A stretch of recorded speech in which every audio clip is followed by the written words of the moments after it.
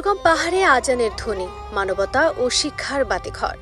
Myanmar সীমান্ত ঘেঁষা বান্দরবনের আলীকদম উপজেলার দুর্গম পাহাড়ি অঞ্চল পোয়ামুহুরি, যেখানে মুসলিম জনগোষ্ঠীর উপস্থিতি নেই বললেই চলে। সেই জনবিরল পাহাড়ে নিয়মিত ভেসে আসছে আজানের সুমধুর ধ্বনি।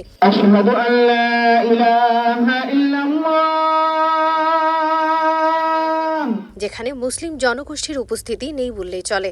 সেই জনবিরল পাহাড়ে নিয়মিত ভেসে আসছে আজানের সুমধুর ধ্বনি। এই অভূতপূর্ব দৃশ্যের নেপথ্যে কাজ করছে মানবতা ও সেবার এক অনন্য দৃষ্টান্ত। পোয়ামুহুরি সপ্তশীষ মডেল একাডেমি। এই প্রতিষ্ঠানের মাধ্যমে স্থানীয় সুবিধাবঞ্চিত পাহাড়ি জনগোষ্ঠীর মাঝে শিক্ষার আলো পৌঁছে দিচ্ছেন একজন নিবেদিত প্রাণ চিকিৎসক। একাডেমির মূল চালিকা শক্তি হলেন ডাক্তার মোহাম্মদ ইউসুফ আলী। মানব সেবার ব্রত তাকে টেনে এনেছে এই দুর্গম পাহাড়ে। এই জনপদে মুসলিম জনসংখ্যা প্রায় নেই বললেই চলে। তবুও একাডেমির মাধ্যমে নিয়মিতভাবে 5 ওয়াক্ত নামাজের জন্য আজান দেওয়া হয়।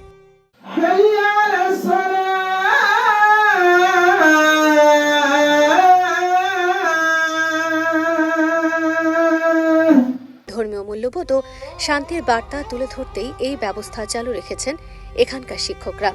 অমুসলিম অধ্যুষিত এই এলাকায় আজানের সুর মানবতা, সহাবস্থান ও ধর্মীয় সম্প্রীতির এক নীরব বার্তা বহন করে চলছে। পোয়ামুহুরি কুরুকপাতা সড়কে চলাচলকারীরা এই উদ্যোগকে সম্মানের সঙ্গে দেখেন এবং এটিকে শিক্ষার পরিবেশের এক শান্তিময় অংশ হিসেবে গ্রহণ করেছেন।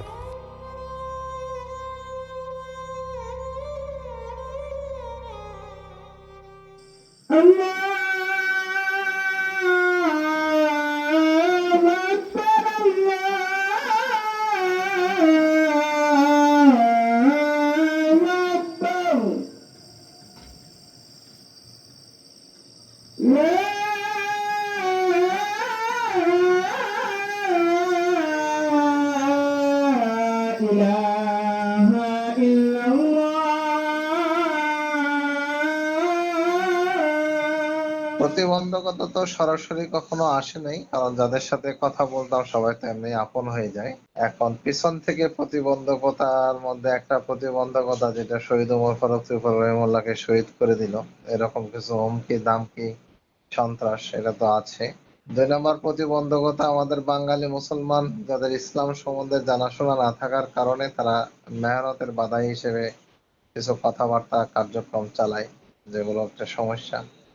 3 নম্বর প্রতিবন্ধকতা যেটা, সেটা হচ্ছে ইসলামের দাওয়াতের কাজ করতে গেলেই মিথ্যাভাবে জঙ্গি ট্যাগ দেওয়ার চেষ্টা করা হয়।